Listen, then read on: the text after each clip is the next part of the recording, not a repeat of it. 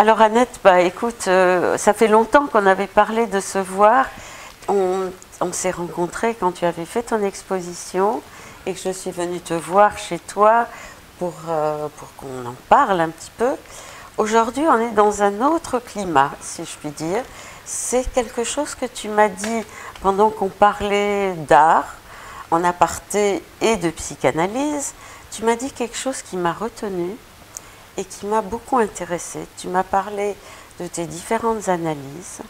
Si je me souviens bien, tu as parlé de trois tranches. Oui, oui, enfin, on pourrait dire 5 tranches, mais il y en a 3 d'importantes, disons. Oui. Alors, oui. Ce qui m'a effectivement retenu, c'est que tu m'as dit qu'au fond, pour chaque tranche, il y a eu sans doute quelque chose qui a été élaboré ou travaillé. Et j'ai trouvé ça très intéressant et j'avais envie justement que tu m'en dises un petit peu plus. Alors, on a connu l'artiste.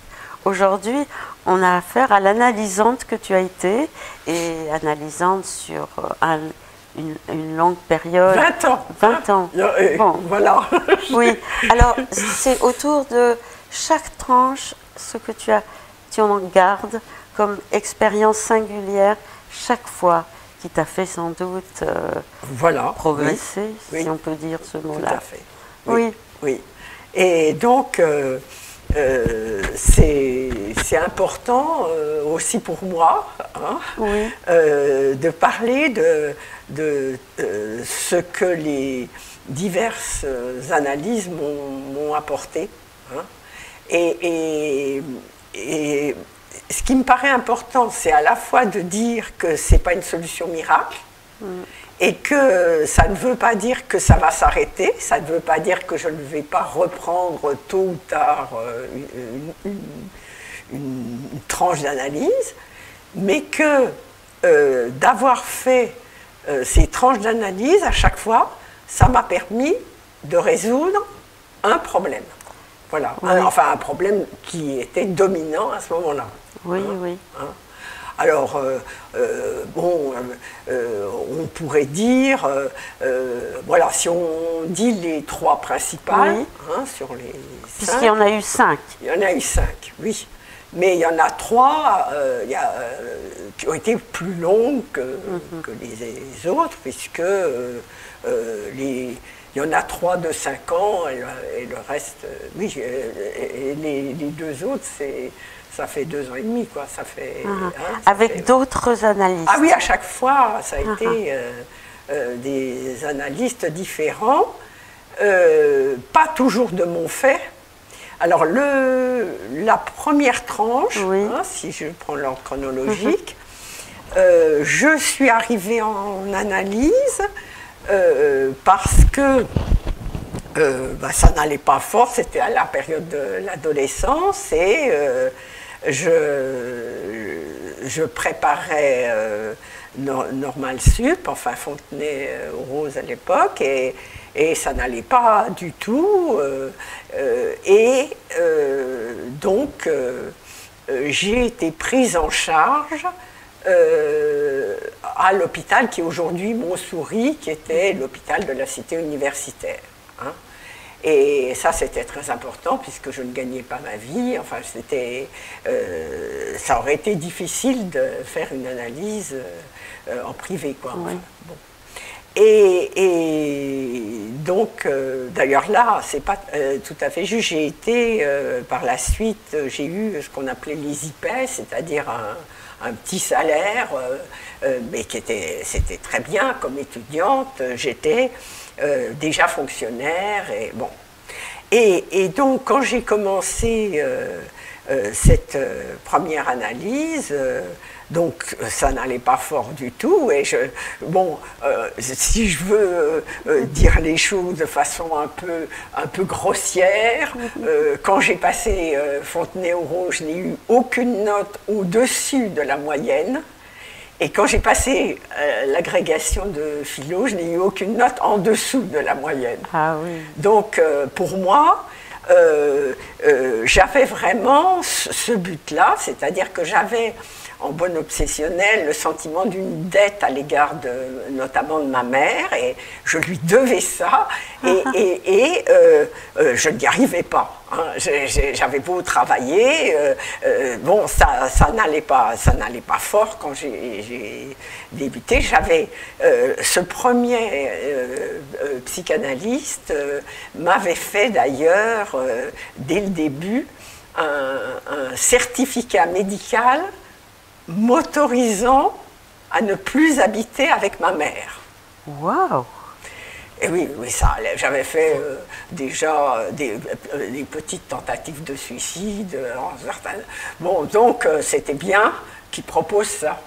C'était une prescription quasiment médicale. Médicale, il était médecin, il y avait une prescription médicale d'interdiction de vivre avec sa mère. Pas interdiction, mais enfin, il m'avait dit, ce serait peut-être bien que vous... Mais j'ai dit, mais c'est pas possible. Je ne peux pas lui dire. Il me dit, et si je fais une prescription? Ah ben, je dis, dans ce cas-là, d'autant plus que ma mère avait une révérence à l'égard des médecins, donc à partir de là, bon, elle n'a pas discuté. Bon, la seule chose que je peux dire, c'est que à cette époque lointaine, j'ai pas vraiment osé montrer le papier à ma mère, et c'est ma sœur qui a servi d'intermédiaire. Bon, c'est pas très courageux, mais enfin bon, enfin bref, j'ai réussi, grâce à cette ordonnance, à quitter ma mère. Je me rappelle, peu avant de la quitter, un moment où je me suis dit non, ça va pas, parce que il y avait eu une discussion et j'étais en train de classer les philosophes entre ceux qui, mettons, font appel à l'intuition, d'autres pas, etc. Et maman,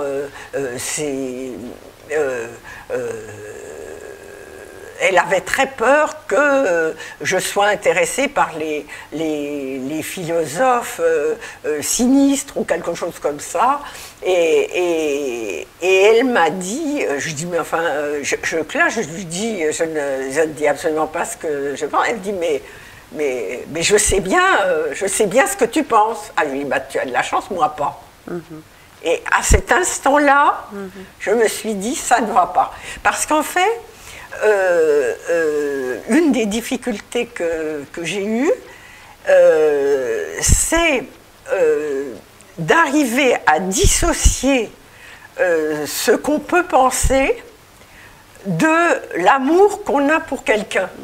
C'est-à-dire, dans quelle mesure a-t-on le droit de ne pas penser comme quelqu'un qu'on aime énormément, et cette impression que j'avais que si je n'étais pas d'accord avec ma mère, ça prouvait que je ne l'aimais pas, je ne savais plus quoi faire. Hein, parce que pour moi, ne pas penser, c'était une trahison. Et je n'arrivais pas à être toujours d'accord avec elle, mais cette difficulté, je l'ai eue de manière répétitive dans ma vie, c'est-à-dire oser penser de manière différente, oui, de la personne se donner cette liberté, voilà, tout en restant dans l'amour. C'est ça. Et là, il y a une difficulté. Je pourrais dire que à chaque fois que ça a foiré avec un homme que j'aimais, c'est parce que cet homme-là m'aimait. Et donc, par conséquent, comme au bout d'un certain temps, je n'osais plus exister, il m'abandonnait. Mais on pourrait dire que c'était la preuve de son amour. Hein? Il m'abandonnait parce que je n'osais pas. Tu étais assujettie à lui. Exactement. Exactement. Je n'osais pas affirmer une idée qu'il n'aurait pas partagée. Et donc, évidemment, ça cessait d'être intéressant, même pour lui, quoi. Voilà. Bon. Voilà. Bon, donc, pour en revenir à ma première analyse, qui a été d'abord une psychothérapie en face à face, et ensuite, donc, j'étais allongée, bon. Et bien, je considère que grâce à cette analyse, j'ai réussi. Je n'arrivais pas à me concentrer, hein, c'était terrible. Hein, je lisais, puis je pensais à autre chose, et bon. Et grâce à cette analyse, j'ai réussi à travailler. Parce que ce qui avait de terrible, c'était je ne m'autorisais, par exemple, à faire autre chose que si j'arrivais à faire mon travail d'abord. Et si je n'arrivais pas à faire mon travail, ben, je ne sortais jamais. Donc, c'est seulement grâce à l'analyse que, à un moment donné, je me suis dit, bon, tu n'arrives pas à travailler, sors. Hein? Donc, et le fait de m'autoriser à sortir, même en n'ayant pas fait mon travail, ça a rendu possible pour moi le fait de ça t'a donné une liberté. Voilà, voilà. Donc, vraiment, alors, ça va, je peux, pour cette première analyse, et bon. Et donc, quand j'ai eu terminé cette analyse et que j'ai été reçue donc à l'agrégation, j'ai dit à l'analyste, bon ben maintenant je peux payer, je veux donc aller chez vous et payer. Et lui a dit, ben non, maintenant on arrête. Ah oui. Ben oui, puisque par rapport à certainement, enfin, bon, j'étais étudiante, il m'a aidé à travailler, je pense que pour lui, mission accomplie, c'était fini. Mais moi, c'était vraiment quelque chose de très difficile pour moi à accepter. Et donc, je devais me sentir terriblement agressive à l'égard de cette analyse qui me laissait. Alors je disais pour plaisanter, oui, à partir de là, je suis allée en Allemagne de l'Est, donc on était séparés par le rideau de fer, et donc j'étais sûre de ne pas lui faire de mal. Voilà. Alors, donc, ça, c'était cette première tranche. Bon. Alors, la deuxième tranche, qui est beaucoup plus tard, j'ai eu donc des petites... quand je suis revenue d'Allemagne de l'Est, il a fallu que je me réadapte à la vie française, que j'accepte l'idée que ce que j'avais vécu en Allemagne de l'Est, bon, il y avait peut-être mieux. Donc j'ai fait des petites tranches qui ont été assez efficaces, mais qui n'ont pas duré très longtemps. Et j'ai rencontré celui qui est devenu mon mari, puis mon ex-mari. Hein. Et donc, pendant quelques années, je n'ai pas... j'ai arrêté de faire une analyse. Et puis, avec celui qui est devenu maintenant mon ex-mari, à un moment donné, ça n'allait plus. Et donc, il a décidé notre séparation, mais évidemment, avec le recul, je pense qu'il avait raison. Mais sur le moment, c'était vraiment quelque chose de très difficile. Et donc,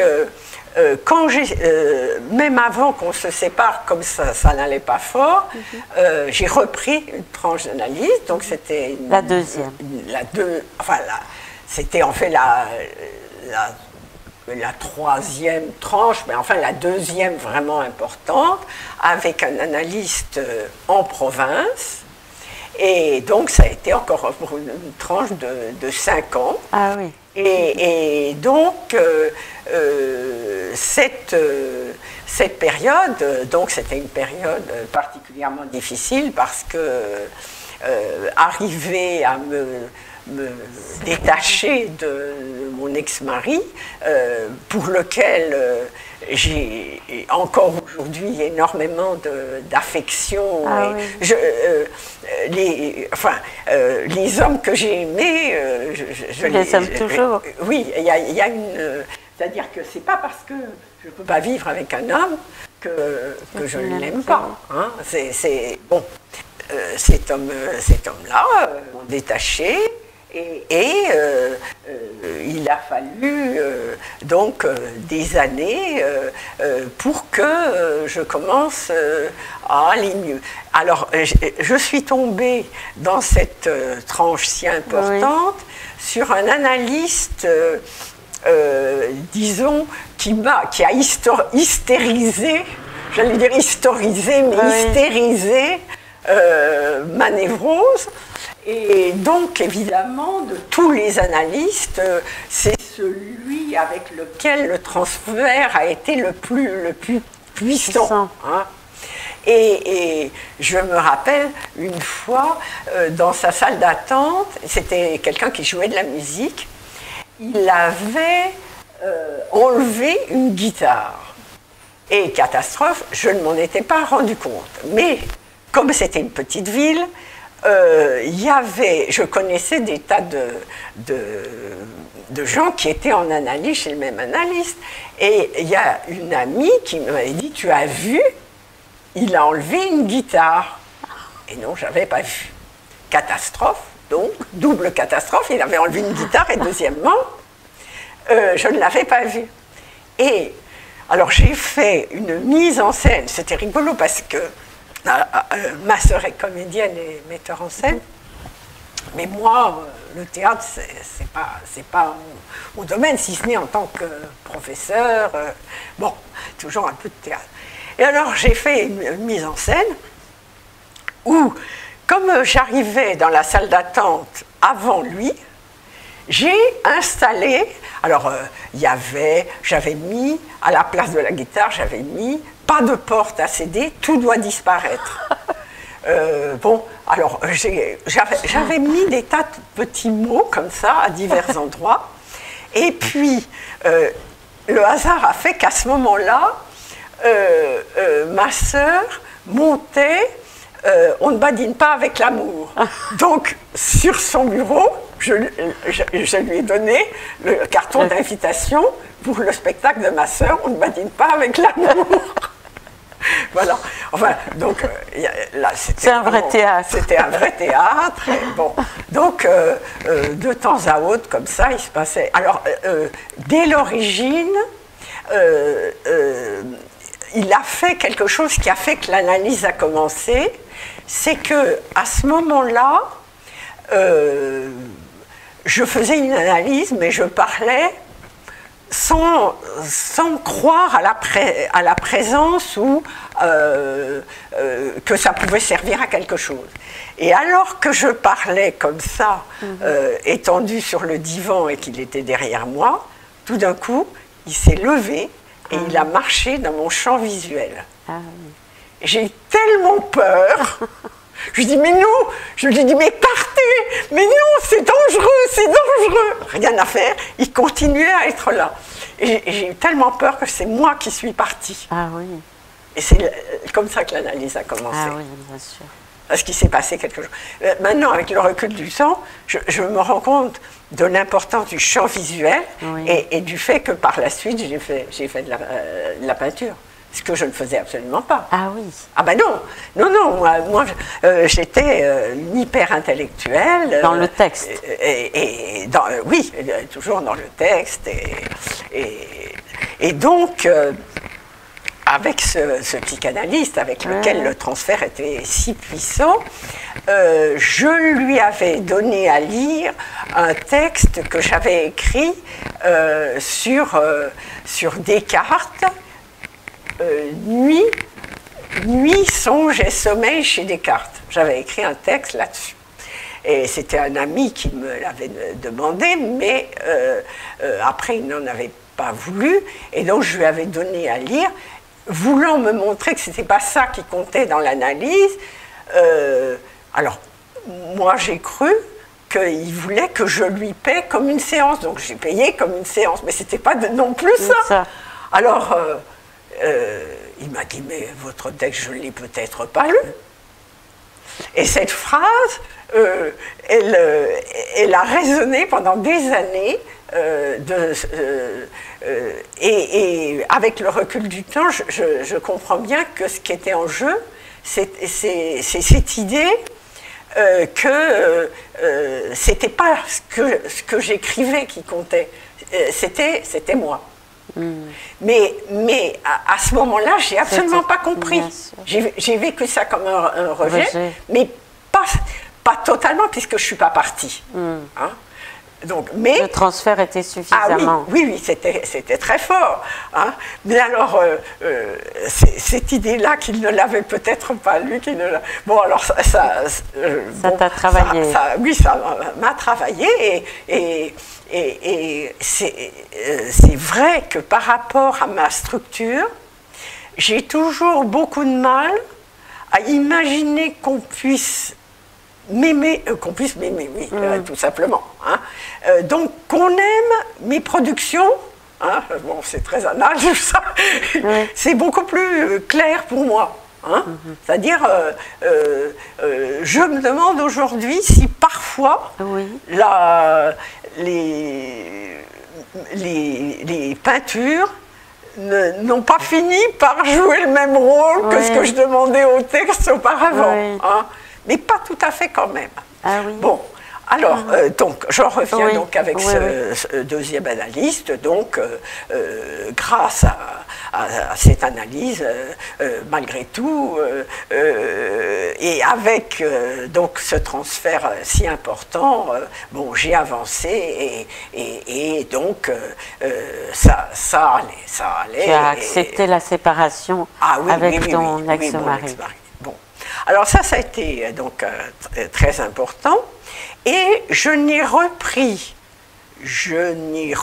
une analyse, c'est un peu... Poursuivi, repris. Oui, je n'ai repris, ben, on était d'accord pour se séparer, et il m'avait même envoyé chez un analyste en région à Paris, avec lequel ça ne s'est pas très bien passé, mais par la suite, j'ai recommencé à la suite d'un nouveau désespoir amoureux. Ah d'accord. Hein, c'est-à-dire bon, des moments de séparation. Ah oui, ça c'est toujours là aussi, très difficile une pour séparation. moi.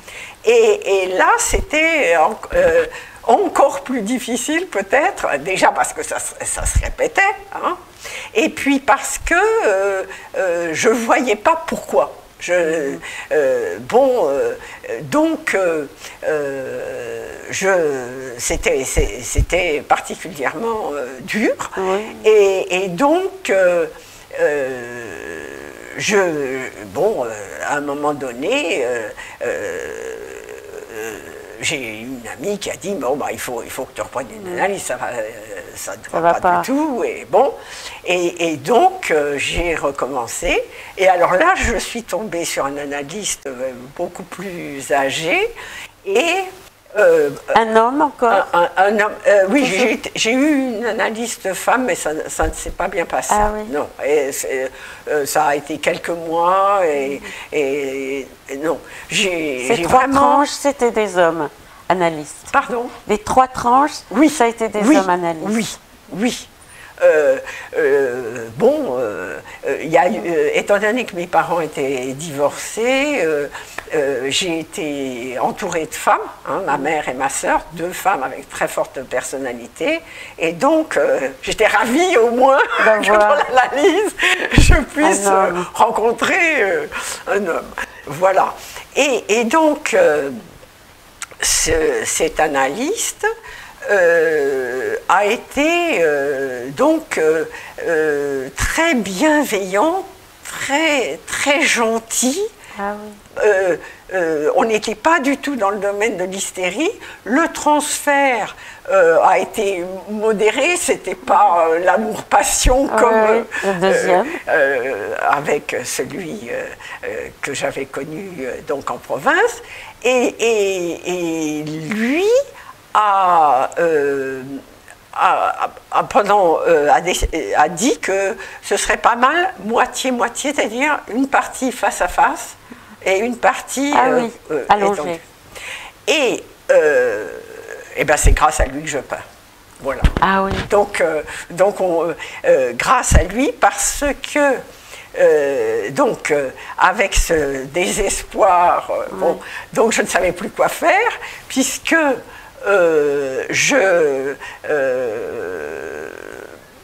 la philo c'était ce qu'il y avait eu de commun aux hommes avec lesquels j'étais, et ça foirait, et je ne voyais pas de recours, et donc il fallait trouver autre chose. Ah, oui. Et alors, il y a eu des choses tout à fait étonnantes. Il y a eu, ça a commencé par le fait que, comme j'étais professeur dans un IUFM, j'allais de temps à autre dans des classes, et en particulier, j'ai commencé, parce que j'ai vu un enfant faire du pliage, j'ai fait de l'origami. Donc j'ai fait des pliages, puis ma foi, ça ne m'a pas déplu. Et puis,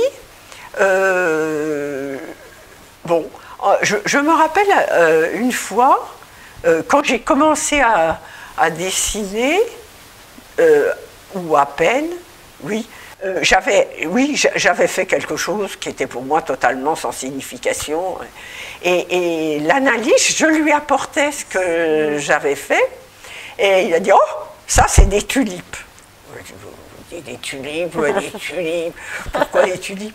Et je fais développer la pellicule de photo, et je m'aperçois qu'il y avait des tulipes. Ce que je n'avais absolument pas, ce dont je n'avais absolument pas conscience quand j'ai décidé. Et donc, très souvent, j'apportais, y compris mes grands tableaux, je les apportais en séance. Et ce qu'il y avait d'extraordinaire, c'est qu'il acceptait d'en parler.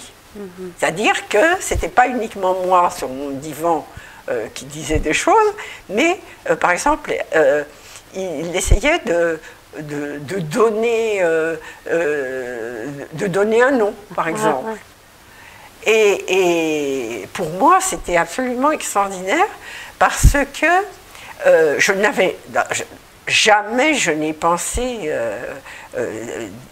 dessiner ou peindre, puisque j'étais une intellectuelle, je voulais être prof de maths, je suis devenue prof de philo, et comme ma mère avait fait de la peinture,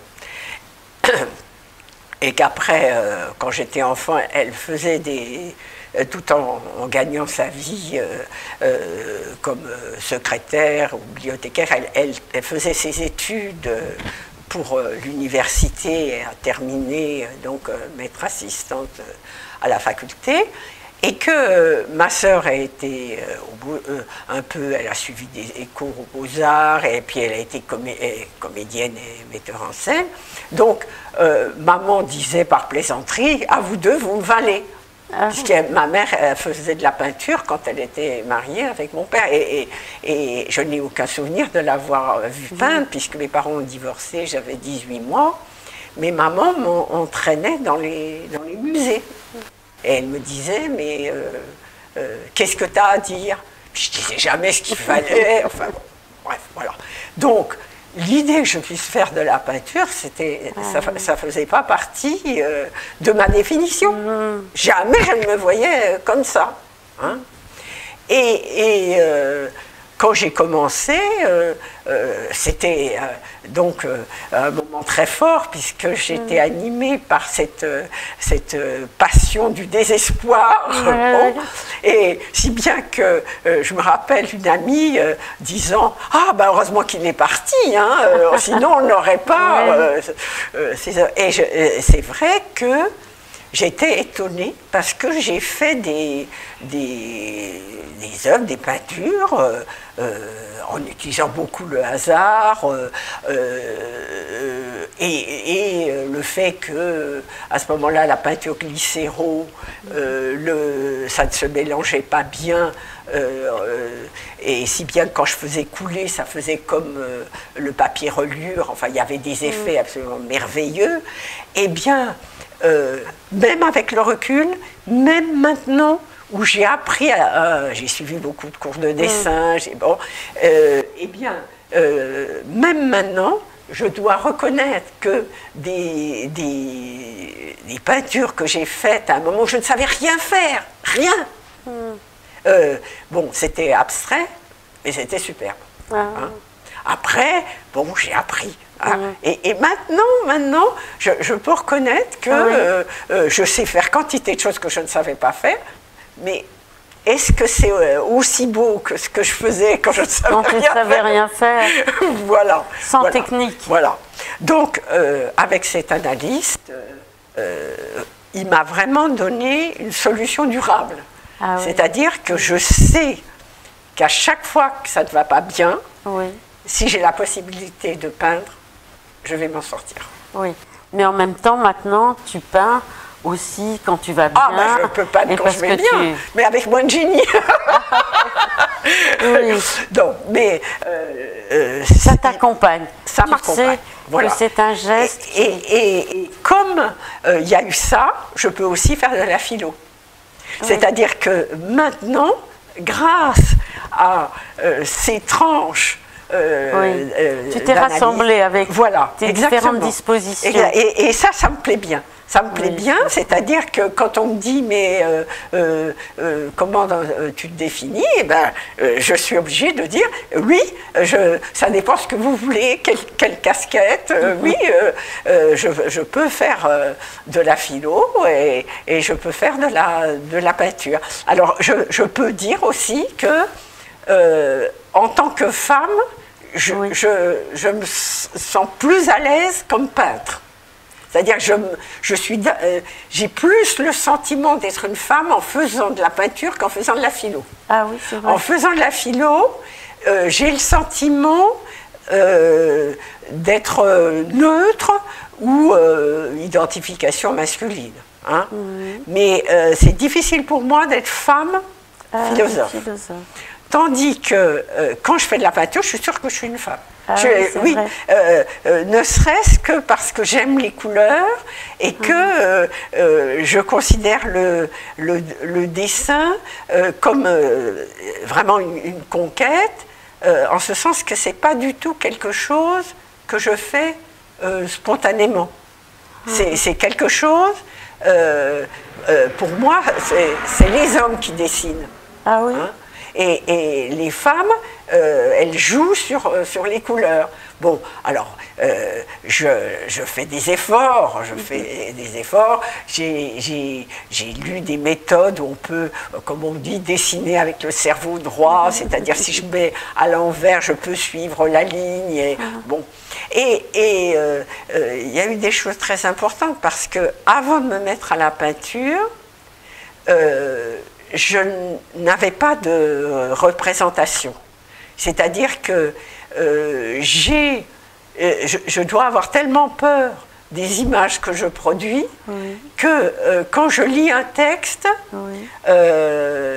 j'ai beaucoup de mal à avoir des images. Mais depuis que je fais de la peinture, je peux au moins avoir les images de mes tableaux.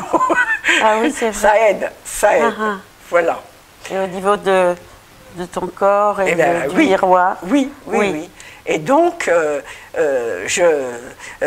grâce à ces analyses multiples, je dois dire aussi peut-être que le dernier analyse que j'ai eu m'avait dit à un moment donné que j'avais une structure un peu mélancolique. Et comme mon idée c'est comme disent les stoïciens, considérer comme indifférent ce qui ne dépend pas de nous. Et donc, l'autre idée, c'est faire tout ce qui est en mon pouvoir pour que ça aille. Et donc, puisque je sais que j'ai ça, comment est-ce que je peux lutter contre ce fond? Eh bien, je fais beaucoup de gymnastique. Oui, je crée mes endorphines. Ça me met de bonne humeur. Et donc, je suis partie pour la journée. Ah ben c'est formidable. Voilà. Et donc, je peux dire que grâce à ces diverses analyses, j'ai ce qu'il faut pour être heureuse. Ah bon, écoute, c'est encourageant. C'est encourageant. Mais tu as une détermination très grande à lutter, à créer, à inventer des solutions thérapeutiques et aussi des créations, la peinture, la philosophie. C'est formidable. Écoute, c'est encourageant de voir comment... mais dis-moi, la troisième tranche, c'est vers quel âge quand même? Ah ben la troisième tranche, elle date... ça Ça a été... bon, j'ai repris donc, c'était en 80... ça doit être 90. Et bon, je suis née en 46.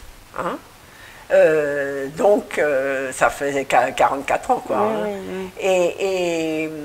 Et donc, j'ai terminé en 95 parce qu'il est décédé. Hein. Ah oui. C'était pas évident, mais comme j'allais bien, je n'ai jamais repris ensuite. Ça ne veut pas dire que je ne reprendrai pas Bien un sûr, jour, il y a un hein. processus qui est infini d'une certaine. Et oui. Même si on ne va pas voir d'analyste, on sait Oui, qu'il y a un processus existe, qui ça peut, existe. à certains moments, se déposer chez un analyste. Voilà. Mais effectivement, il semblerait quand même que vraiment il y a eu des étapes. Oui. Dans ce que tu dis, la première étape est quand même dans la relation à la mère. Oui. Hein, un peu de liberté par rapport à l'amour maternel, Oui, qui est un peu l'amour jeu. haine, Oui. quelque chose de la mère. Ensuite, la séparation. Oui. Hein. Et puis finalement, le troisième analyste, la deuxième séparation avec un homme, Oui. qui t'a rendu plus femme, Oui. d'une certaine manière, plus acceptée peut-être dans ce qu'on appelle le féminin peut-être. Oui, tout à et fait. Qui, Oui. et qui doit se déployer avec la peinture, non? Voilà, c'est ça. Sûrement. Oui, oui. Bon, bah écoute, je te remercie beaucoup, Annette. Ça m'a vraiment, tu vois, ça me titille depuis longtemps, puisqu'on s'était Oui. vu autour de ta peinture, et que ton expérience d'analyste est très intéressante et à communiquer aussi Mais oui, à mais d'autres dans un temps où on est un peu frileux vis-à-vis de la psychanalyse, avec l'idée qu'il faut des choses, des solutions très rapides, qui ne sont pas toujours aussi riches Oui. que l'analyse. Mais c'est sûr. Merci Annette.